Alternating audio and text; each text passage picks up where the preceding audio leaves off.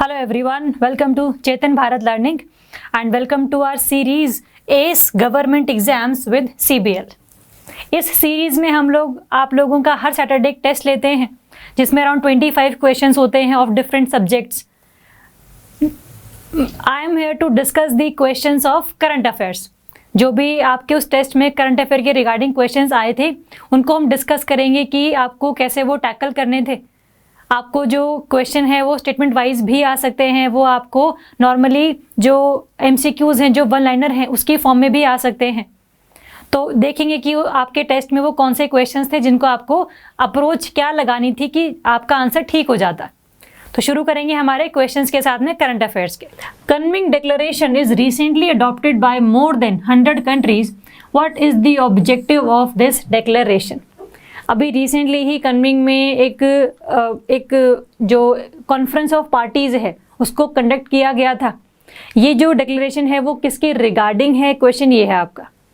Options हैं to conserve the biodiversity, B to prevent the climate change, C to prevent proliferation of nuclear weapons, या फिर D none of the above. हमने detail में discuss किया था कि what do we basically what is the purpose of Kunming declaration. India ने भी इसको साइन किया हुआ है। ये जो समिट है that was the 15th summit of CBD, convention on biodiversity. तो जो ऑप्शन फर्स्ट है to conserve the biodiversity is the answer of this question. Clear है? चलो, तो option A is the answer. इसकी थीम देख लेंगे हल्का सा कि theme of COP15। COP is basically the conference of parties. Theme है इसकी ecological civilisation, building a shared future for all life on earth. कि जो पूरी की पूरी अर्थ है ये किसी एक स्पीशी को बिलोंग नहीं करती, ये हर स्पीशी को बिलोंग करती है। इसीलिए हर तरीके की बायोडाइवर्सिटी को हम लोग कंजर्व करेंगे, चाहे वो प्लांट है, फ्लोरा है, चाहे वो एनिमल है या फिर फौना है। ठीक है, तो ये बेसिकली थीम इसी बेसिस पर बनाई गई है। Next, by which year the international air transport association will achieve the net zero carbon emission for the global air transport industry. कि एक ऐसी जो इंडस्ट्री है या आपकी एयरलाइंस की, एयरलाइन ऑपरेटर्स वगैरह की, इस इंडस्ट्री में जितने भी हम एक्टिविटीज़ करें उसमें जितना भी कार्बन एमिट होता है उतना ही कार्बन हम लोग स्टोर भी कर सके। तो अल्टीमेटली क्या हम अचीव कर लेंगे? Net zero carbon emission. जितना एमिट हुआ उतना ही जो है हम लोगों ने स्टोर कर लिया। और कोशिश ये भी है to reduce the carbon emission. दोनों ही टारगेट्स हैं। क्वेश्चन ये है कि किस साल तक ये लोग चाह रहे हैं कि नेट ज़ीरो टारगेट हम लोग अचीव कर ले। तो ऑप्शन है आपके 2060, 55, 2050 या फिर 2070। सबसे जो पास है इन ऑप्शंस में वो आंसर है आपका that is 2050। C is the answer. Question ये भी आ सकता था कि कौन सी ऑर्गेनाइजेशन ने ये बोला है कि 2050 तक हम लोग ये नेट ज़ीरो कार्बन एमिशन का टारगेट अचीव कर लेंगे। तो answer would be IATA, international air transport association. Clear है? और ये करेंगे कैसे इन्होंने बताया है हल्का सा कि हम लोग क्या करेंगे, जितनी भी ऐसी कंपनीज जो कि उस फ्यूल को प्रोड्यूस करती हैं जो कि एयरलाइंस में यूज़ होता है उसको सस्टेनेबल बना सके। जब वो फ्यूल यूज़ हो, एग्जॉस्ट निकले उसमें से, तो अल्टीमेटली कम से कम कार्बन को वो लोग एमिट कर रहे हैं। तो जो सस्टेनेबल एविएशन फ्यूल है उसको बनाना ही इज़ द मेजर ऑब्जेक्टिव, जिससे कि हम लोग नेट ज़ीरो कार्बन एमिशन को अचीव कर पाएंगे। ये अपने को क्लियर है? तो इस तरीके से आपने ध्यान रखना है। Next, which organisation recently launch the fit for 55 mission. ये भी एक क्लाइमेट चेंज के रिगार्डिंग ही आपका एक टारगेट है। क्वेश्चन ये है कि कौन सी ऐसी ऑर्गेनाइजेशन है जिसने इसको लॉन्च किया है। ऑप्शंस हैं आपके BRICS, EU, European Union, ASEAN, Association of South East Asian Nations, या फिर OECD। चारों में से कौन सी ऑर्गेनाइजेशन है जिसने ये कैंपेन लॉन्च किया है? तो this is launched by the European union. Option तो आपका ये सही है बी, बट एक्चुअली ये फिट फॉर 55 है क्या? इसमें जितनी भी यूरोपियन यूनियन में कंट्रीज हैं, टोटल अभी 27 हैं after the exit of Britain. तो 27 कंट्रीज जो है वो क्या करेंगी, अपने यहाँ पर एमिशंस को कट करेंगी, to cut the carbon emissions by 55% by 2030। 2030 तक आते आते 1990 में जितने उन लोगों ने कार्बन को एमिट किया था, मान लो 100 यूनिट किया था, तो 2030 तक आपने क्या करना है, उनको बाय 55% कम कर देना है। बाय 55 का मतलब क्या है, 100 यूनिट को आपने बना देना है अराउंड 45 या फिर उससे भी कम। 42 अब आप जो है यूनिट कार्बन एमिट कर रहे हैं। तो जब कार्बन एमिशन कम हो जाएगा तो ultimately global warming, climate change, ये भी बहुत ज़्यादा कम पेस पर आगे बढ़ेंगे। तो यूरोपियन यूनियन का यही टारगेट है। कैंपेन का नाम आप ध्यान में रखेंगे, कैंपेन का क्या ऑब्जेक्टिव है ये ध्यान में रखेंगे, और साथ में किस ऑर्गेनाइजेशन ने ये लॉन्च किया है ये भी इंपॉर्टेंट है। तो 3 चीज़ों में से क्वेश्चन बन सकता था, तीनों आप याद करेंगे। Next, consider the following statements regarding the जल जीवन मिशन। ये न्यूज़ में था बिकॉज इसके रिगार्डिंग अभी रिसेंटली मोबाइल एप्लीकेशन लॉन्च की गई थी बाय दी प्राइम मिनिस्टर, तो इसीलिए न्यूज़ में था। अगर हम इसके बेसिक बैकग्राउंड में जाएं तो इसके ऊपर एक क्वेश्चन बनाया गया है। फर्स्ट ऑप्शन है आपका, it is under the ministry of जल शक्ति। अब जल जीवन मिशन है तो आप हल्का सा अंदाज़ा लगा सकते हैं कि जो मिनिस्ट्री होगी that would be ministry of जल शक्ति। तो yes, this statement is right.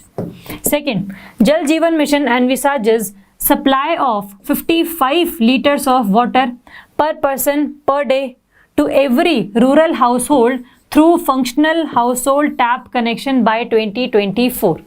2024 तक आते आते हर घर में एक तो टैप वाटर कनेक्शन हो और साथ में हर एक पर्सन के लिए पर डे कम से कम 55 लीटर्स जो पानी है अवेलेबल रहे। तो ये जो टारगेट है, yes this is the target of जल जीवन मिशन। इसके 2 कंपोनेंट्स हैं, रूरल का भी है और अर्बन का भी है। तो अर्बन वाले का जो टारगेट है, yes this is the correct statement.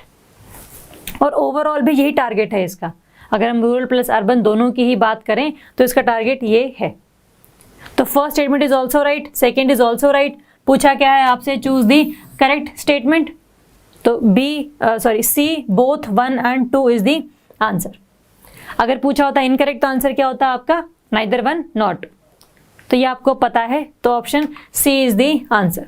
2019 में इसको लॉन्च किया गया था और जो भी इस कैंपेन को, इस मिशन को लगाने में जो फंडिंग आनी है उसमें जो अगर हिमालयन स्टेट्स की बात करें या नॉर्थ ईस्टर्न स्टेट्स की बात करें तो वहाँ पर रेशो है 90-10, 90 by the centre, 10 by the state.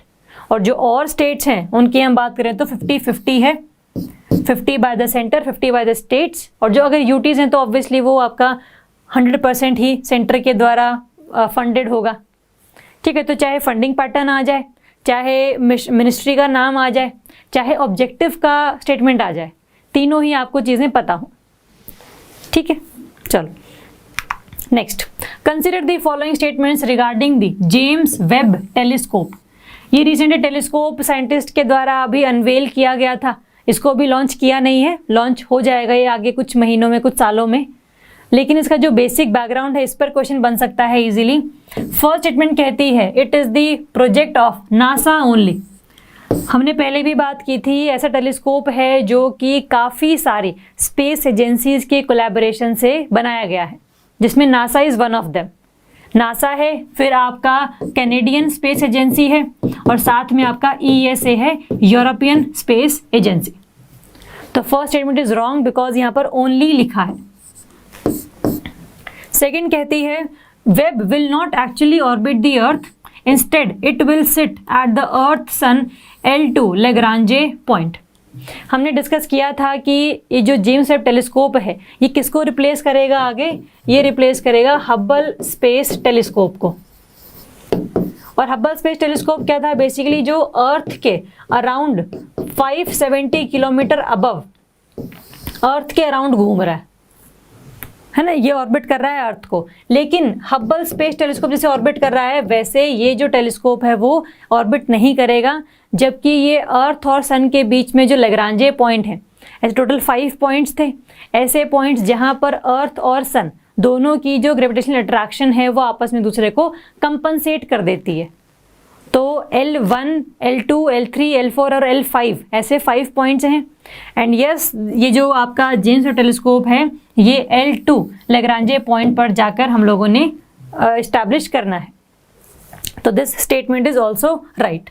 तो ये बेसिकली ऑर्बिट नहीं कर रहा है, लेकिन एक जगह पर बिल्कुल फिक्स्ड है।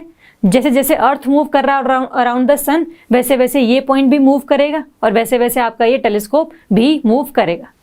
तो it is basically revolving around the sun, ना कि रोटेटिंग अराउंड द अर्थ, है ना। तो ये आपने ध्यान में रखना है। तो first is wrong statement, second is right. पूछा क्या है आपसे? Correct statement. तो 2 ओनली इज द आंसर। अगर पूछा होता इनकरेक्ट तो आंसर वुड बी 1 ओनली।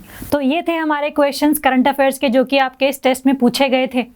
हम नेक्स्ट टाइम मिलेंगे जहां पर हम लोग जो दूसरा प्रैक्टिस टेस्ट होगा उसमें जो भी करंट अफेयर के क्वेश्चंस होंगे उनको हम डिटेल में डिस्कस करेंगे।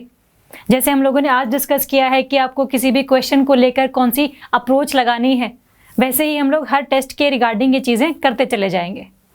अगर आपको इसमें कोई डाउट है तो you can comment, you can call us, you can mail us, you can message us. कोई डाउट होगा तो बताना, otherwise thank you so much and all the best.